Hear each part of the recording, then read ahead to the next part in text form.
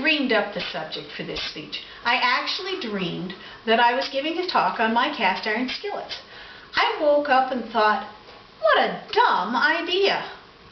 But I did some research and I learned quite a bit. For instance, on holidaykooks.com, I learned that the Chinese invented a method of melting iron in about 500 BC. Now, they took the iron and poured it in sand molds and created cooking pots. Europe caught up with this idea about 1,500 years later. But by the 18th century, cast iron was all the rage. The economist Adam Smith in 1776 noted that the wealth of a nation was not judged by its gold, but by its manufacture of pots and pans. Lewis and Clark wrote that their Dutch oven was one of their most important pieces of equipment on their trip. And well, it might have been. There's a lot of advantages to cast iron. For instance, it cooks evenly and it doesn't get hot spots. You can use it anywhere. You can put it in the oven, on the stovetop, on your grill, even over a campfire. The cost is pretty inexpensive too. About.com lists a cast iron skillet as going for under $10. That's cheaper than almost anything else on the market. And it comes in all shapes and sizes. You can see I have a few examples here. It's also very long lasting. This is a good example. This skillet was bought in 1897. That's the same year my grandmother was born. Now, Grandma has died, but the skillet still goes on. There's also some health benefits to it. The Mayo Clinic recommends using cast iron to increase the amount of iron in your diet, especially if you cook things in them that need a long cooking time, like spaghetti sauce. Now, there's some disadvantages as well. Of course, there would be. If they're not, everybody would already be using cast iron. For one thing, cast iron is heavy.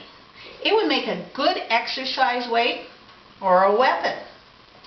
It also is very porous and needs to be seasoned. This is a method of using oil and heat to seal the metal. The Wagner and Griswold Society, a group of cast iron collectors, recommends this method. Heat a clean skillet in a 450-degree oven. Remove it, rub in a very thin coat of Crisco, then put it back in the oven and bake it at 400 degrees for 30 minutes. Turn off the oven and let it cool. That will keep the food from sticking and the pan from rusting. And this should be done anytime food starts to stick or you see rust or a pan's been mistreated.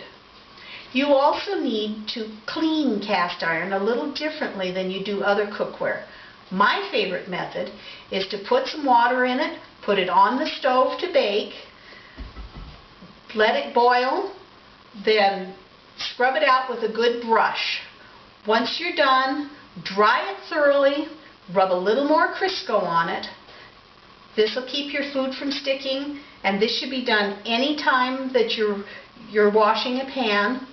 I never use soap in a pan. I only use soap if I'm planning to reseason. I mentioned earlier, too, that cast iron is quite economical. It can be profitable as well. Cast iron is becoming more and more collectible.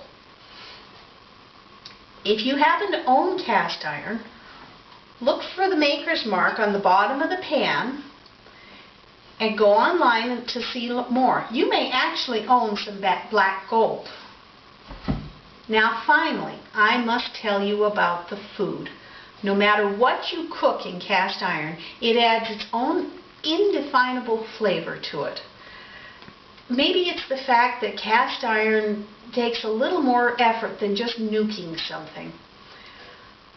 Whatever it is, cast iron cooking, any food made in it is made with love.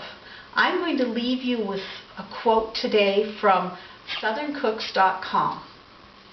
Cooking, exercise, home defense, what other cookware offers so much? Thank you. I'm Mary Stevens.